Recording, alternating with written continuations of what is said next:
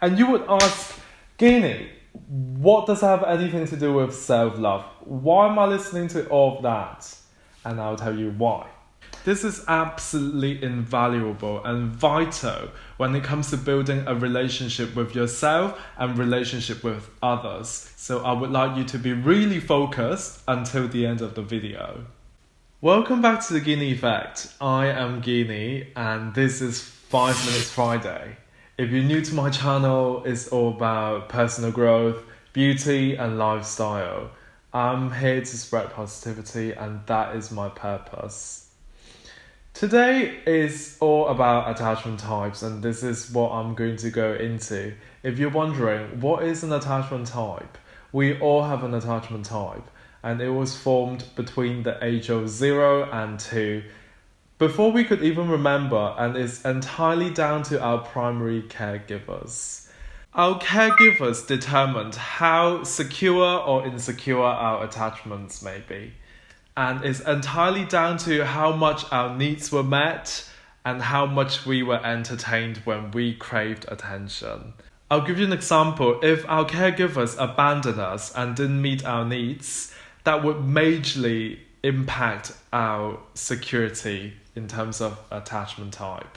Our attachment type is the core of our being and part of our belief system. There's so many things that we do that are learning behaviors and our idea of how certain things should be. For example, if you never had any love, then your idea of love would be different to someone who grew up being bathed in love. When you've gained a good understanding of your own attachment type and what triggers you, you then be able to identify what your partner or potential partner's attachment type may be.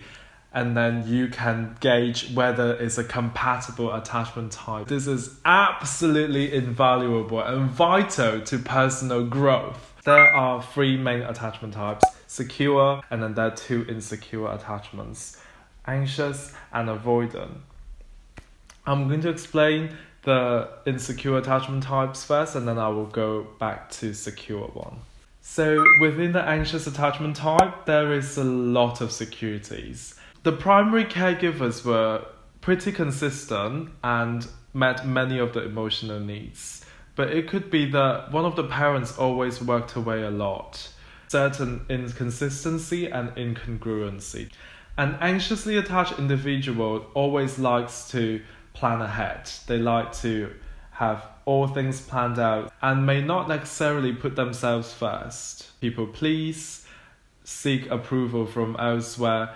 Moving on to an avoidant attachment type. So there is dismissive and then there is fearful as well. They are formed pretty similarly. The parents were not very attentive. There was a lot of inconsistency and incongruency. The dismissive attachment type more so than the fearful. A dismissive attachment type person would find it very hard to make plans. They like a lot of their own time. Often find love and affection overwhelming because all they got as an infant was the lack of it. So when they come into a relationship, they tend to find it very hard to deal with a lot of affection. They always need a lot of their own time and the space. The fearful avoidant individual acts a little bit more like the anxious individual.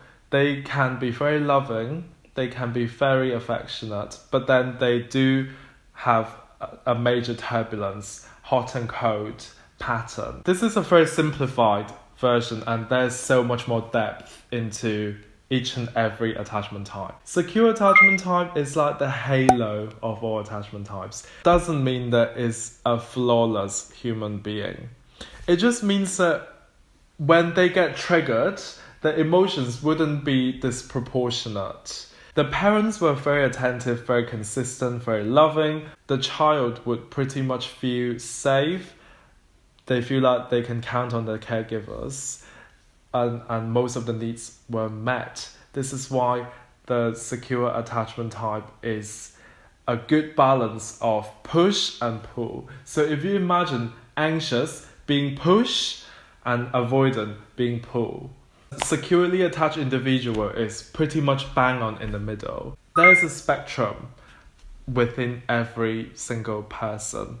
I have 55% of secure attachment traits, 18% of anxious attachment traits, 18% of fearful attachment traits, and also 9% of dismissive traits. When you learn what your triggers are, how you get triggered, you can then self-develop as an individual. Before I knew anything about attachment types, I would just get blindly triggered by it and get so emotionally charged.